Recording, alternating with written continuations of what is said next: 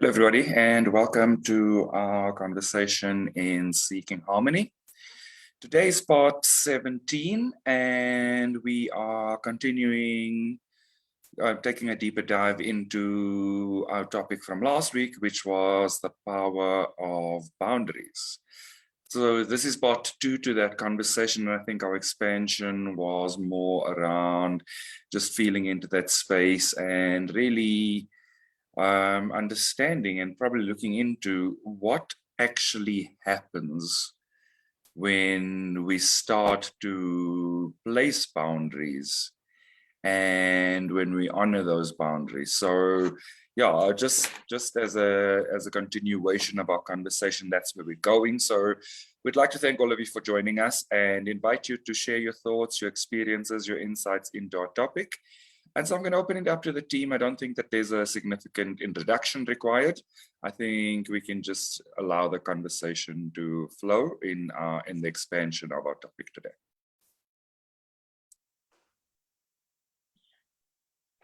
Yeah.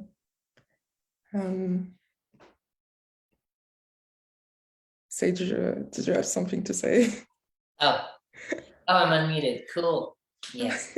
Yeah. I was saying that setting a boundary with someone, or like in the it can be like uncomfortable, even if like you're like doing your own inner work around it, and that it makes it so much easier to set boundaries too, like just being like, I'm going to love myself if I feel scared of it, or anything like that, guilty about it.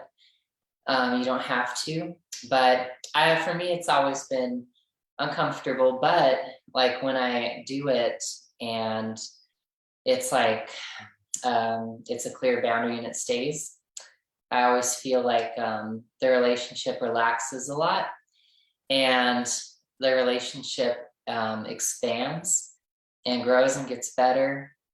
I've had that with, so I've experienced that, for example, like with family, like to connect it to world issues, like, oh, this is a big one. Like, let's say like a family member doesn't want to respect your like gender, like personal pronouns or something.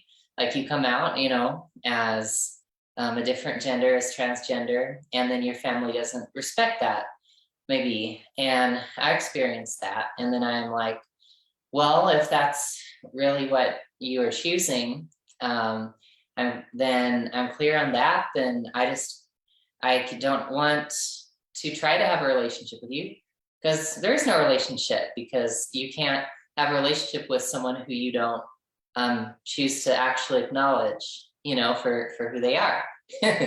So yeah, it reminds me of there's Jeff, our spiritual teacher in our community, for those who are listening from other contexts. There's a Twin Flame Ascension school class where he talks about, like, it doesn't matter what other people think. And it's like if everyone was saying like, Jeff's a bucket of water, he's a bucket of water. And then he's just like, I'm not a bucket of water. There's nothing you can think or say that can make me be a bucket of water. And then people will realize it once they like take like a ladle and they're, let's get some water. And it's like, oh, that's a human being. And it's just what that reminds me of. So, but yeah. And so you have to, like, setting those boundaries in myself, knowing that, there's a boundary in me that I don't like, I choose to see myself only as who I really am, myself, and I choose to treat myself with respect within. And then from there, I'm placing that boundary, and it felt really relieving to me to set that boundary, because it was like it was untenable, to have interactions with someone who didn't respect me. And that was good. And I just kind of loved myself there where I needed, divine mother, like mother, or father or whatever it may be. And eventually, it gave my family members space to make a new choice and to be like, I am going to respect who they are because I accept it, and I want to be in their life, actually be in their life in a healthy way. And that was really good because of how it let the relationship deepen and expand and actually be a relationship, so yeah. Do you guys have any other thoughts on it, like examples of that, or what it's like to set boundaries? It's funny. I just wanted to say it's funny that you started with that example about your family and around respecting pronouns, because in preparation to our live, I saw an artwork about Stonewall, and it's like Stonewall was almost 43 years ago, and I felt like it would be really good to talk about it a little bit in our discussion. And I think it's because it's very much in the topic to have transgender LGBTQ people who really set boundaries for themselves for the very first time, and gave way to a whole history of LGBTQ demonstration. And so obviously, I don't think they were in a pretty good mood after the Stonewall riots. But the example that they set, the precedent that they set is really important and celebrated today. And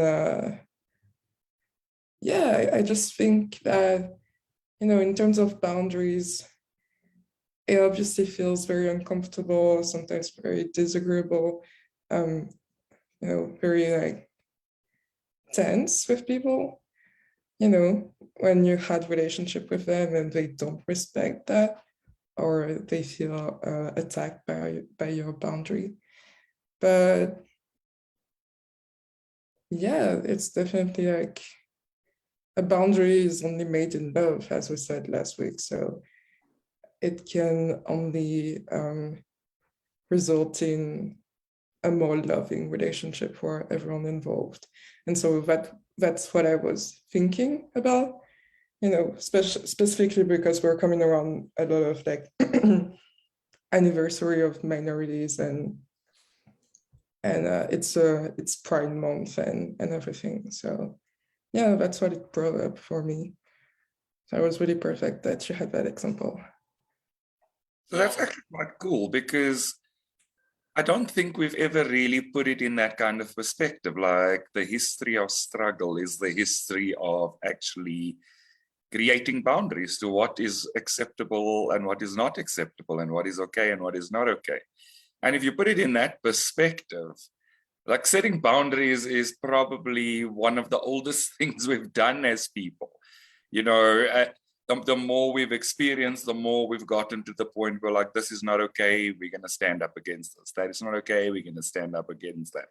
And it's just cool to put it in that perspective, because also just women getting the right to vote and all those kind of things, women getting into the space where jobs that were previously reserved for men, there's now literally universal roles that anybody can work in, and that kind of thing.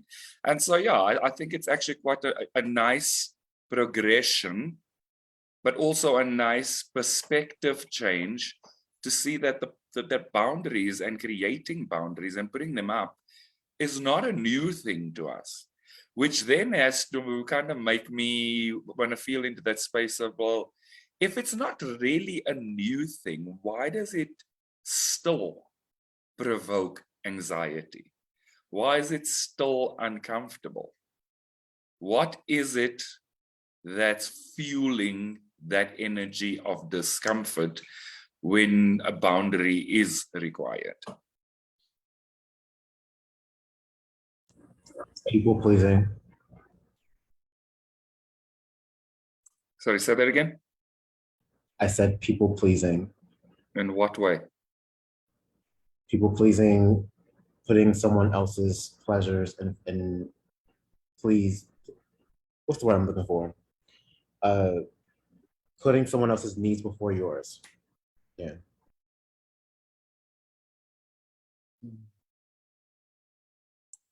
Yeah, so I think that probably plays a part in it, but I think there's a lot. There's also that I feel like there's also a big component of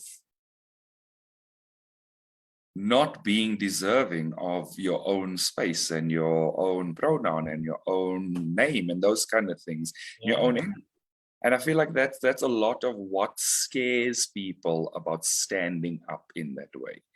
And so, yeah, I don't know if any of you have experienced it in that way, but like, I feel like there's more to it than what we're actually looking at. And I feel like we need to go a little bit deeper because yes, part of it is people pleasing, but part of it is also the energy of learning to truly love ourselves and saying no to the things that we find unacceptable.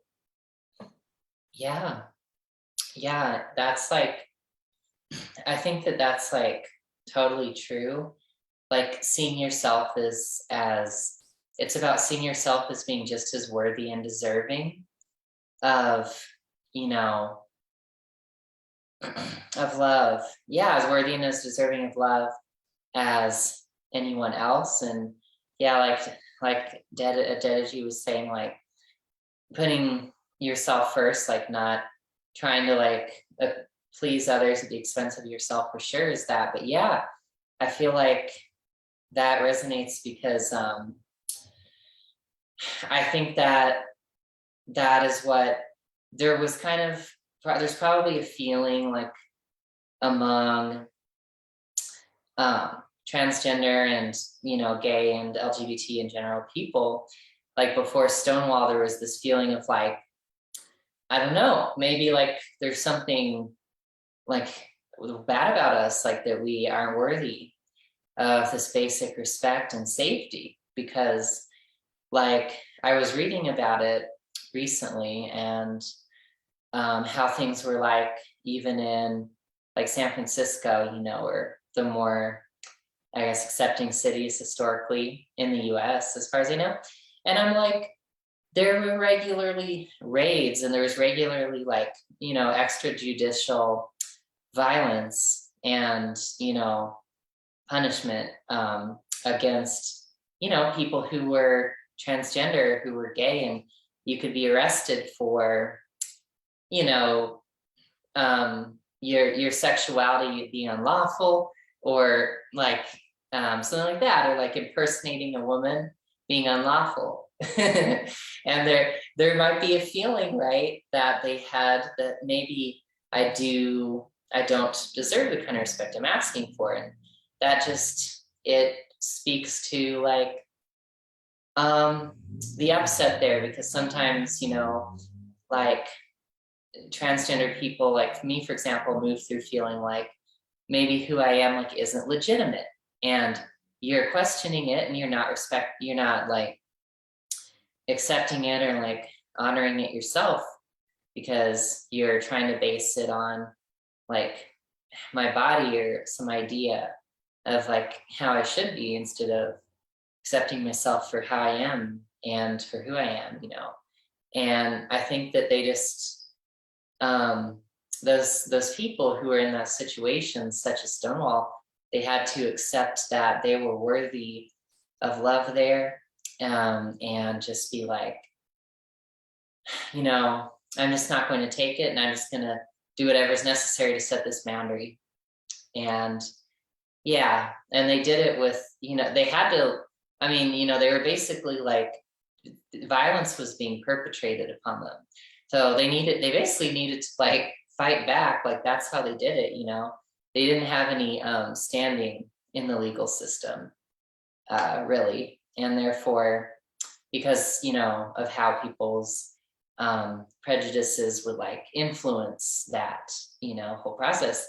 And so they're like, well, we've got to do something. We have to push back, you know.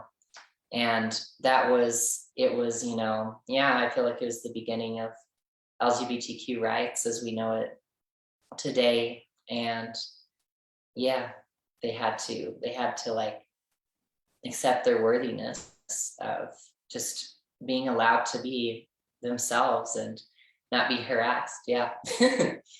Like, leave me in peace. Yeah.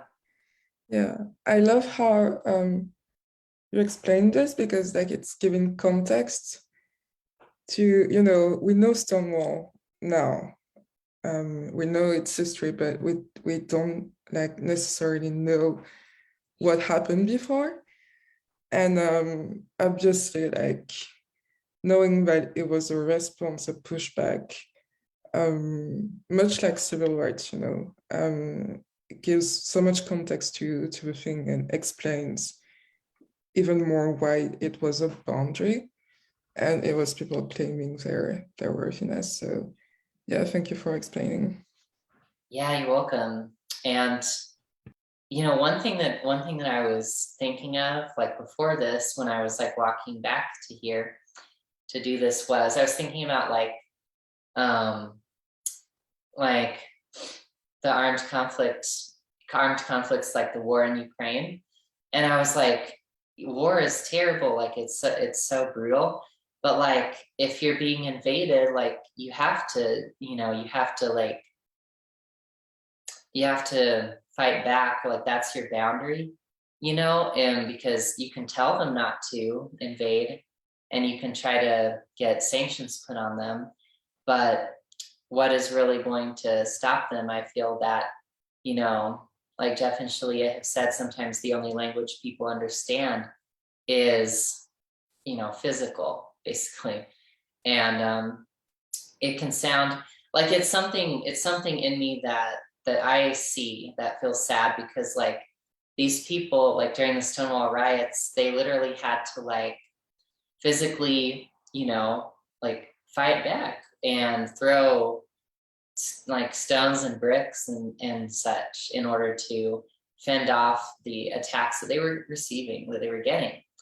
And I was feeling like, well, that's sad that they had to like, you know, hurt someone to do that, right? But I'm just like, but what are you going to do? Are you just gonna allow them to keep doing that? So I just wanted to bring that up, because I feel like it's an aspect of like setting boundaries, and it's not the same as trying to get retribution at all. It's like being like, no, I will not allow this to happen. You know, that is a different energy from like trying to get revenge. But I thought it was something that maybe we could explore or go into, you know. Yeah, so in terms of that feeling of sadness, let's heal through that, because I think you've touched on something. So yeah, let's work through that with you as a healing component for our conversation tonight. So yeah, can you just look into that space and feel into that space where the sadness is coming up for you? Yeah. Yeah, and in that space, that part of you that's feeling sad that history has required some very violent action for people like you to be seen and heard. What does that part of you need right now? What is that part of you calling for? Let me see. I don't know. I'm just hearing acceptance. Yeah, that's good. Yeah. So go ahead and give yourself all that acceptance that you're looking for right now. Yeah.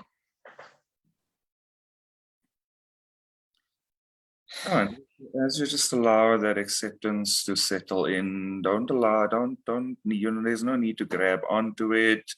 Yeah. Just be there because it's normal and it's natural and it is your birth.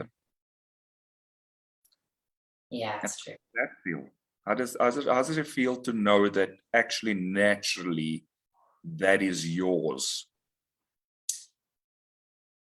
Yeah, it feels relaxing. It feels good. Yeah, and in that space of relaxation, does it feel complete, or would you like to just ground that acceptance in a little bit more? Yeah, definitely. I think it would be good to just, like ground it. And yeah, I feel like that is what it needs. Yeah, and as that acceptance grounds in a little bit more, Yeah. just allow it to be there. Just allow it to feel like home. Yeah. Yeah. See, there's,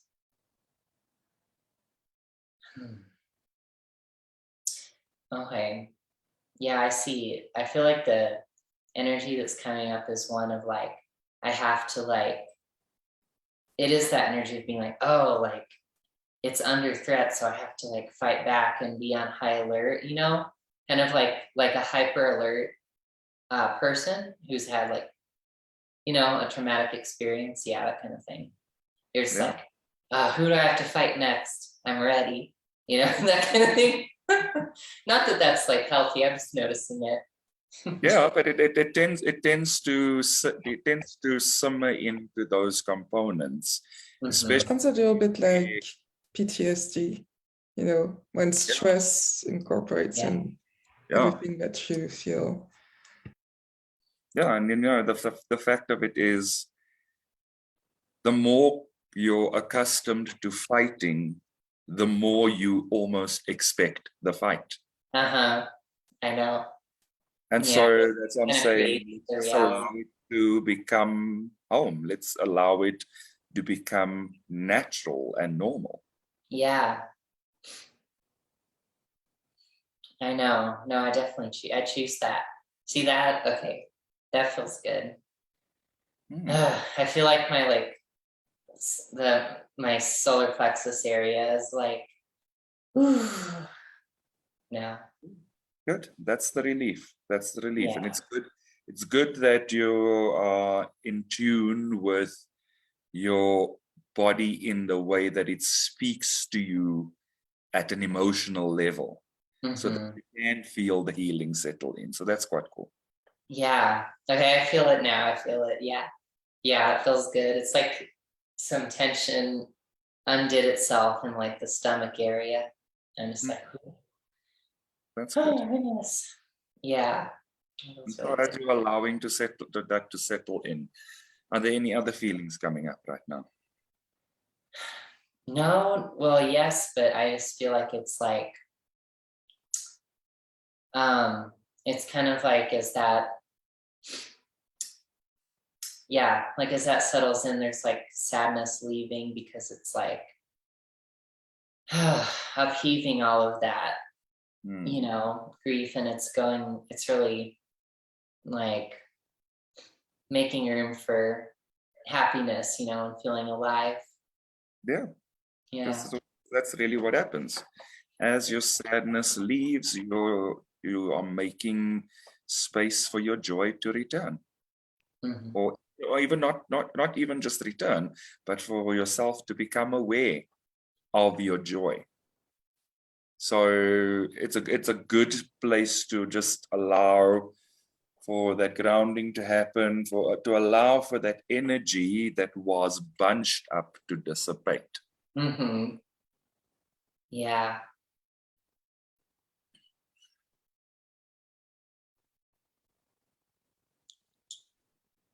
And are there any other feelings coming up for you, or does it feel complete now? Let me see.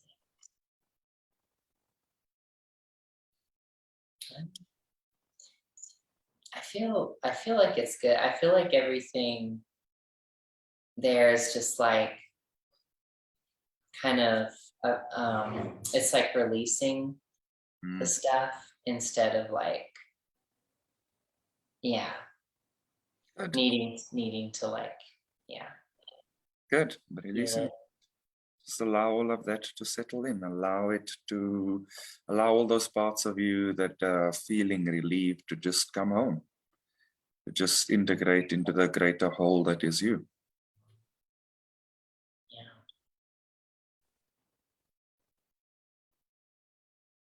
You can throw them a little welcome party. Yeah. Cool. That's good. Yeah, it feels good. It's definitely it's definitely an unwinding. Like there's this like this like cascading feeling of like all this stuff coming out, you know, I feel it. And yeah, it feels really good. It's really cool because you can like you can like, I can physically like feel it in my body. Like I was like, yeah, that's what that tension was, because like this and this feels better now, you know, Awesome. and the emotions are like stored up in there and in a sense, and then they just like, Yeah, awesome. yeah. And that's your natural state. Your natural state is to be in a state of relaxation and peace. Regardless of what's happening, your peace shouldn't leave you. And sometimes we don't realize that we are clutching onto our peace at all costs. And that's actually what's creating the tension. It's not that there's things happening around us, it's that we're clutching onto our peace because we haven't had it in so much of a measure or for such a long time.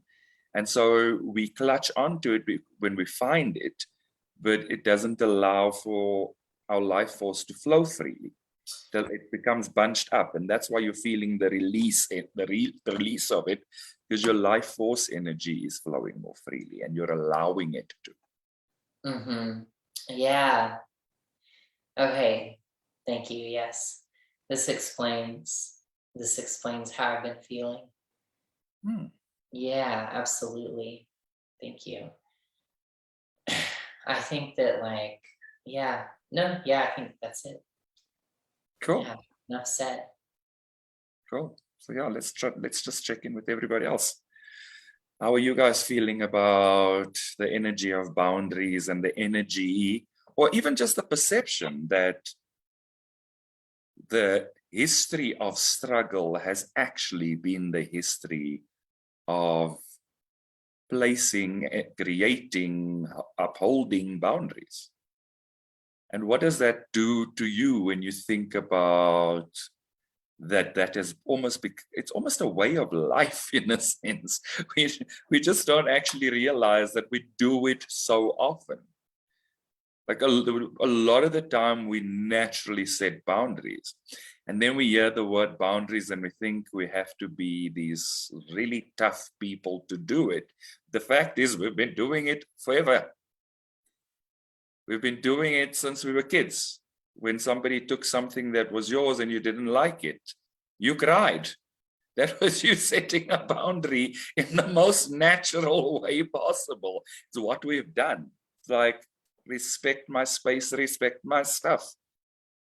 Don't take from me. And yet we don't realize that we've done that all our lives. We may not have always done it in a loving way, but we have done it. And so as we learn that boundaries are actually loving and healthy, and they actually do create a sense of safety, how do you feel about that shift in perception?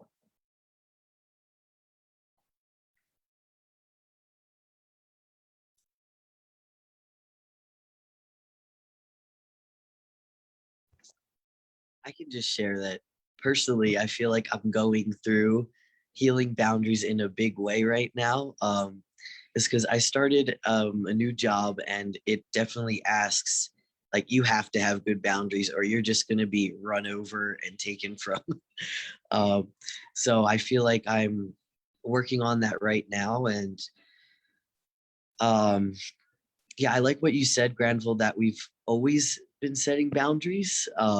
I think that's awesome, and it's true, and it shows you that For me, I've always perceived myself as someone who has really struggled with having boundaries, but when you put it like that, it's like, no, I have been doing this. It's just that I have to grow it and deepen in my mastery there of doing that and having that for myself, and that it is a healthy thing.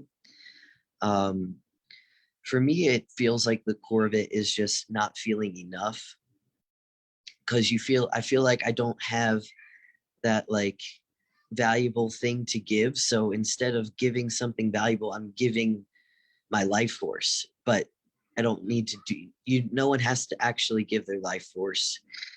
You can just give them God, and that's the thing that is valuable. But for me, I feel if you don't feel like confident there or like relaxed and comfortable there, well, you have to heal that. And I feel like people in that space do just end up giving their life force instead of giving God there,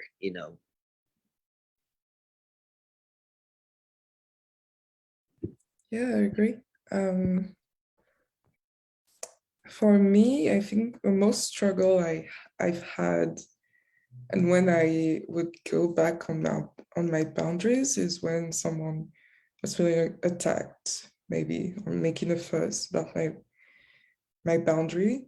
And so I think it goes back to the people pleasing that she mentioned earlier. And yeah, I just want to.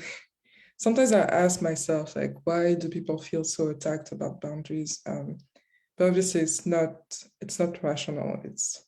We now know it comes from ego, and so there's no like rationalizing the things that some people do, and it makes me think about like how the Me Too movement is feeling attacked right now because Johnny Depp won his trial.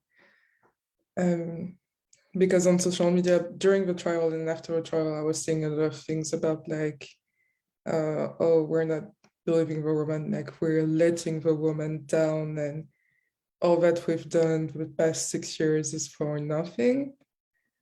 And I'm like, no, that's not it. Why would you put that on the agenda? This has nothing.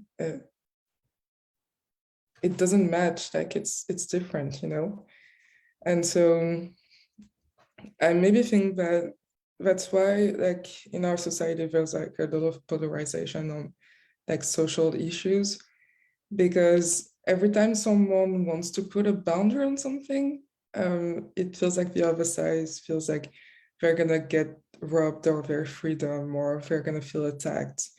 And I think it explains a lot of like patterns that we're seeing right now. Obviously it's not rational, and I would love to get past that, heal it for good, because it's really tiring to, claim your freedom, claim your power, and have people think that it's gonna, rob them of their power. I think it's pretty painful and tiring for everyone involved. Yeah, so let's go there. Let's feel into that space. Let's feel out what's it bringing up for you. Okay.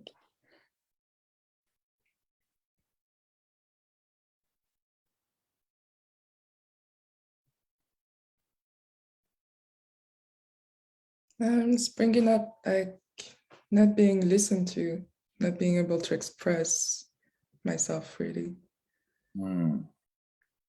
And can you see that part of yourself that feels that way? Yeah, I can. And if you asked her what she did right now, what would she say to you? Sorry.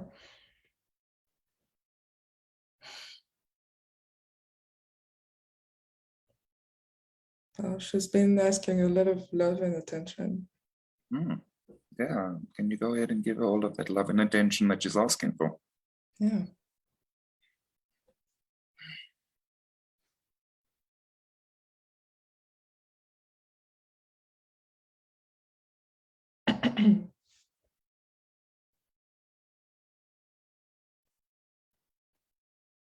But as you give her that love and attention that she's been craving, how does she feel now?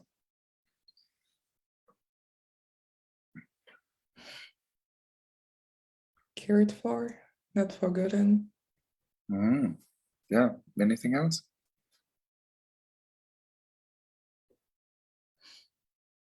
No, I think she just wants a big hug right now. Yeah, go ahead and give her that big hug.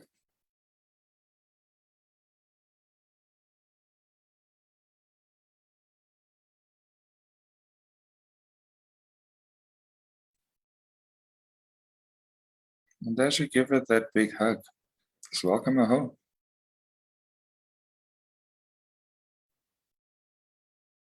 Welcome her home into the space where she can never be forgotten. Yeah, that feels nice. Good. Does it feel complete for you? Yeah, that wasn't so difficult. It never really is it? No, it never really is, but she was just there. She just needed to be picked up and have a hug, and but it wasn't like a big deal. Yeah, but you know, like for her, it might have been a big deal, and so when she realized how easy it was to transcend it, it was just like, oh, relief, not a big deal. We can deal. Yeah, we can handle it.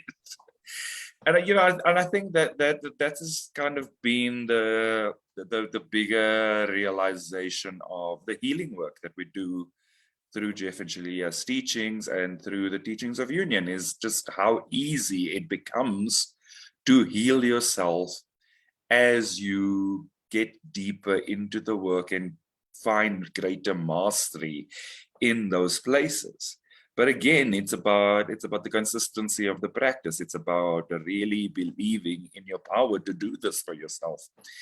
And I feel like, you know, I mean, like I've had it countless times when I'm coaching with Brienne, was my coach, and you know, like you get to a point where you almost get this new sense of what something means, well, you get a new sense of what something feels like over and above having known the meaning of it.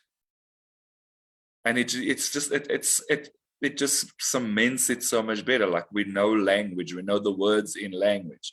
But then when you understand the feeling behind those words, because you've actually truly healed in that space, it almost gives that word a new meaning to you completely.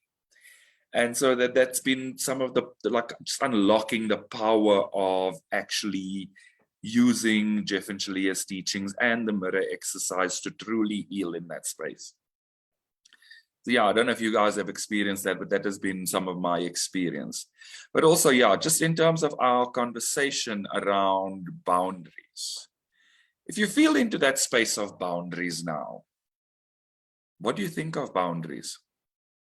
Now that we've gone through the 2 layers of healing and the extended conversation, how do you actually feel about boundaries, and what feelings does it still surface for you?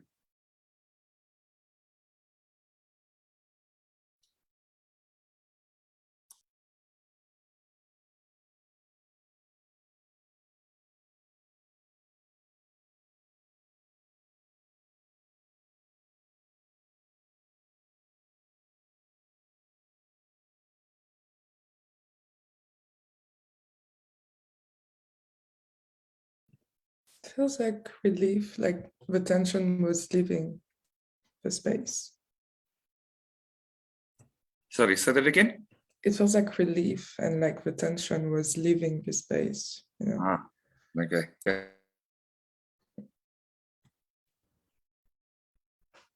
Safety and protection.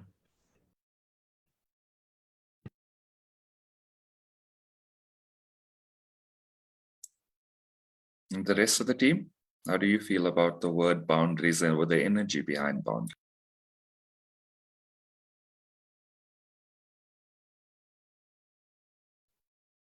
Yeah. Yeah, it feels it does feel really relieving. Like my energy gets to like stay with me, you know. So that feels good. Yeah. Let me get clear on it. No, yeah, it feels good. Yeah.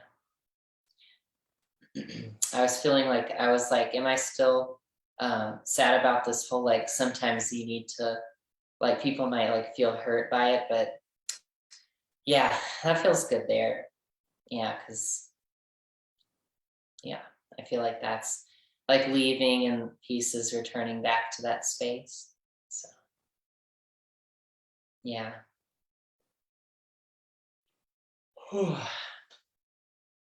Need oxygen for this. Yeah, you need oxygen for this and a little bit of laughter. Yeah, and you know, Yeah. like when I think about the word boundaries now, it feels a lot lighter. It Yeah. doesn't carry that energy of heaviness anymore.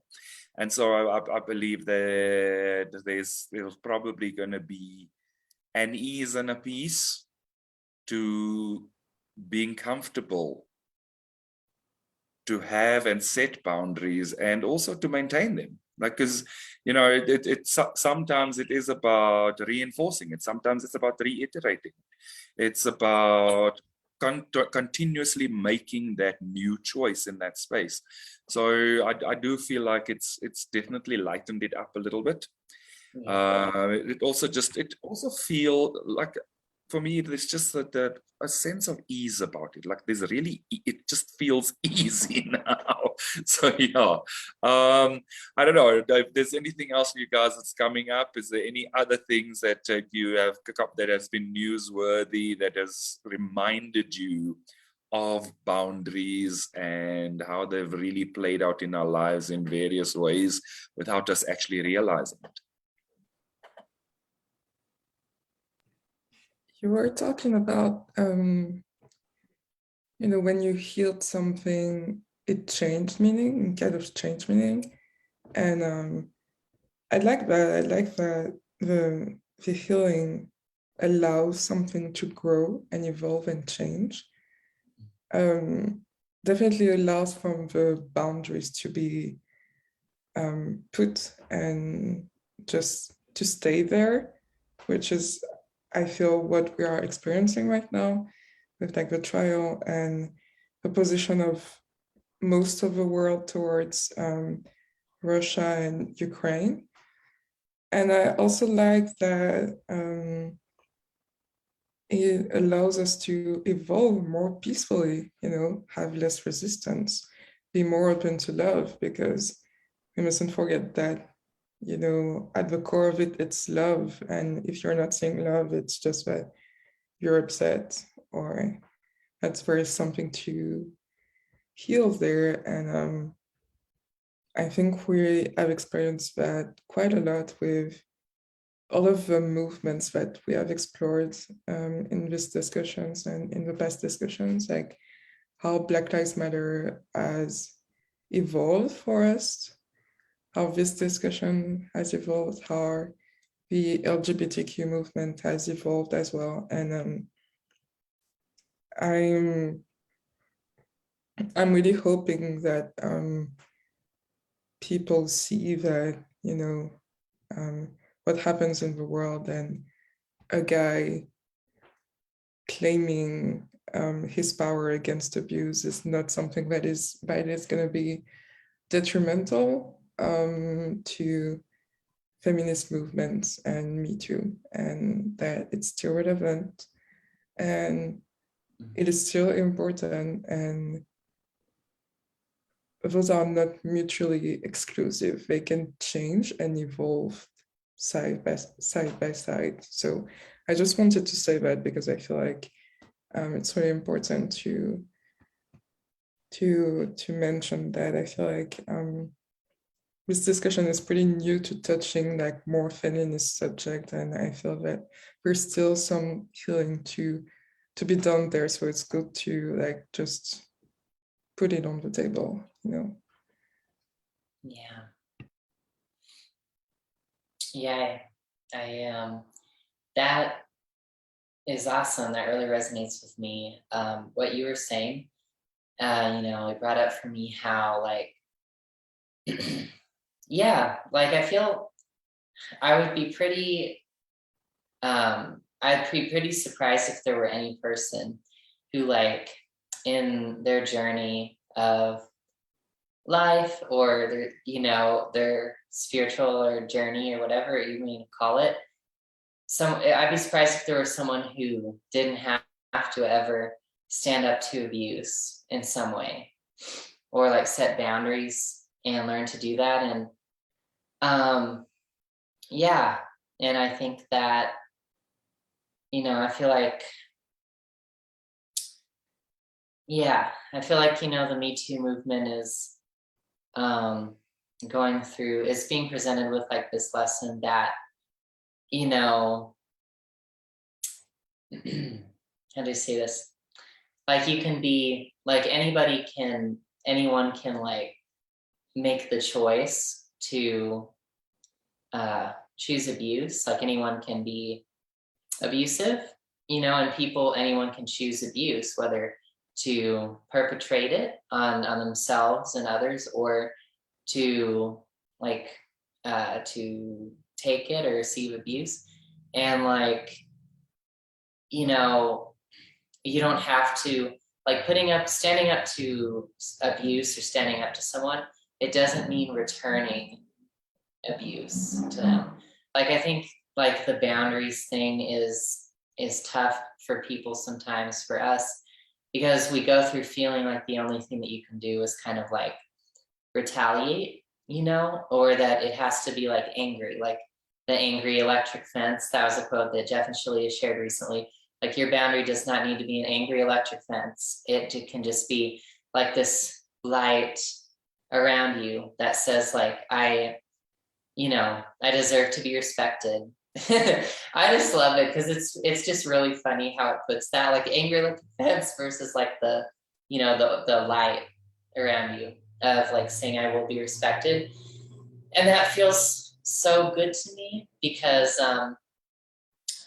I don't know, it just feels good. It's really exhausting to be angry, and nobody wants that. And I think that we're all just learning that you don't return abuse for abuse. And the reason that I say that is because I was like, well, like, if Amber Heard, being a woman, abuses Johnny Depp, but then the court doesn't acknowledge that, then that's kind of, you're allowing abuse of Johnny Depp, so of the masculine. So that would kind of like be saying, in order for women or the feminine not to be abused, there has to be, counter abuse to the masculine. And that's just not true. Like, I feel like that's what it's about. And how like, you don't have to be like perfect to have boundaries. Like Amber Heard or any woman can like still say no to abuse if they're receiving it. If someone's trying to offer abuse to them, they can still say no.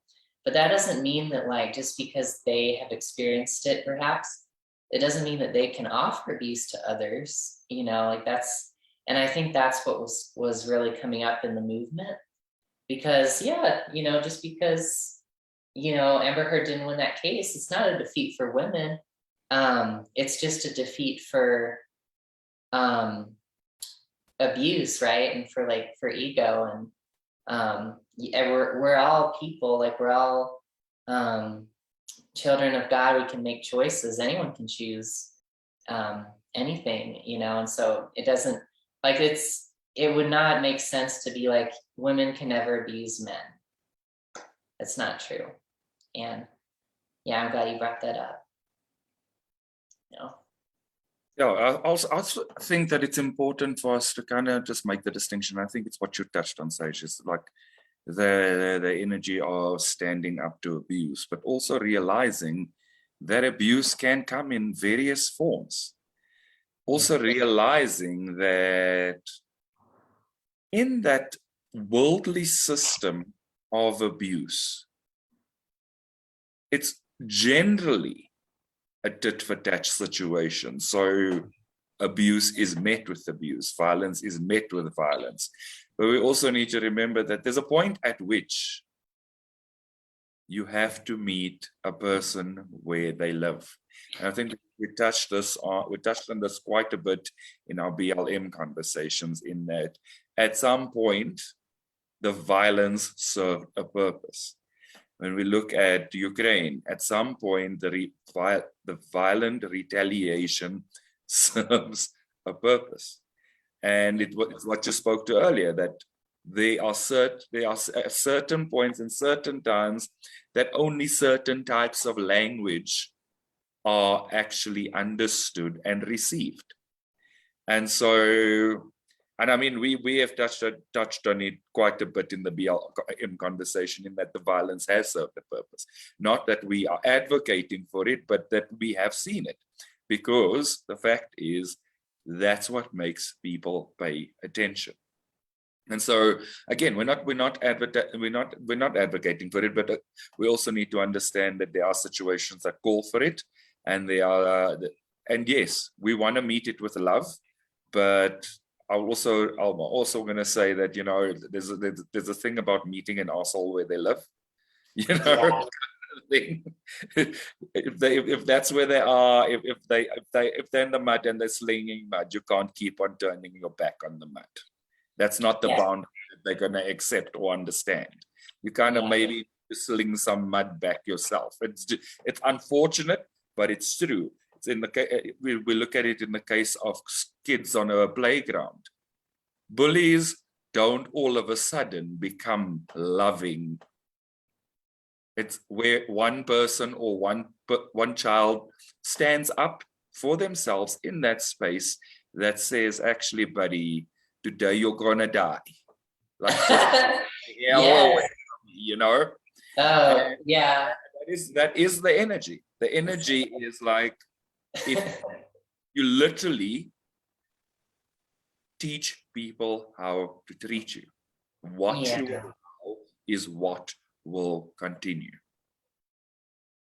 So even there, even when that boundary becomes a really violent retaliation to violence, the boundary was necessary, the boundary was required. The laying down and rolling over energy doesn't suffice under those kind of circumstances. But we also know we have the power to very much heal and make new choices in that space and follow through on it. And if that follow through on our new choices requires us to be firmer or to be physical, then that's what happens as well. I mean, I've been in a space where I've had to get physical with somebody for them to back off. You know, it's just one of those things, because that's what they understood at the time. So yeah, I feel like this topic is very expansive, but we also need to be very clear. And we've had it in our teachings, we've had it in the address that Jeff and Shaleia gave around the energy of Russia and the Ukraine when they spoke in the open forum on their live video. So yeah, you know, there are times when you're standing up has to almost become retaliatory in measure, because if you don't, it continues. You know, so I think we've gotten to that point that we have to understand that we still live in a system that requires sometimes physical action, and that sometimes it's actually okay, and sometimes it's actually necessary. It's not a choice that we would easily make, but it is a choice that may be necessary. And so it is important for us to also just put that on the table and say, you know, sometimes that's what it takes. And so that's where you need to go in order to establish the boundary and re-establish your peace. Yeah. And like, I think all throughout the live, it was all about like intention. The intention of what you're doing is pretty important. I think we've touched on this in Black Lives Matter as well.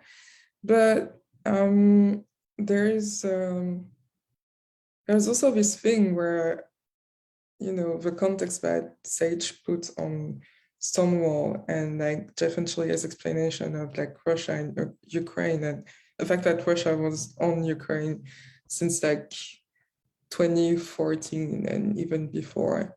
You know, most of the time it was last resort responses. So I think these responses were like pretty peaceful because we live in a world that mostly chooses peace still. But sometimes you have to have that response. And I think also Jeff and Shaleia explained it very well in one of their very first sermon for the Church of Union, saying that, you know, if someone is threatening your life in a dark alley and you're about to be murdered, like, you're not gonna just be like that. You know, you have to respond and you have to defend yourself. And in that case, it's honoring your life. But it really it depends on the case. It depends on the intention for sure. And you know, we heal daily so that we don't have to be put in these situations, because like the best course of action is that you're not put in a situation when you have to respond in a physical way, but like you still have to know how to put a boundary. And if you have to run for your life and preserve your life, then you preserve your life, you know. And so I think justice is very much inspired by that, because it's about like, was it defense or was it attack? You know, that's what justice is trying to recreate in the justice system. So yeah, we're just trying to understand again how to relate to each other, because it's all relationship, and boundaries are very much part of that, because again, they're love. So, yeah.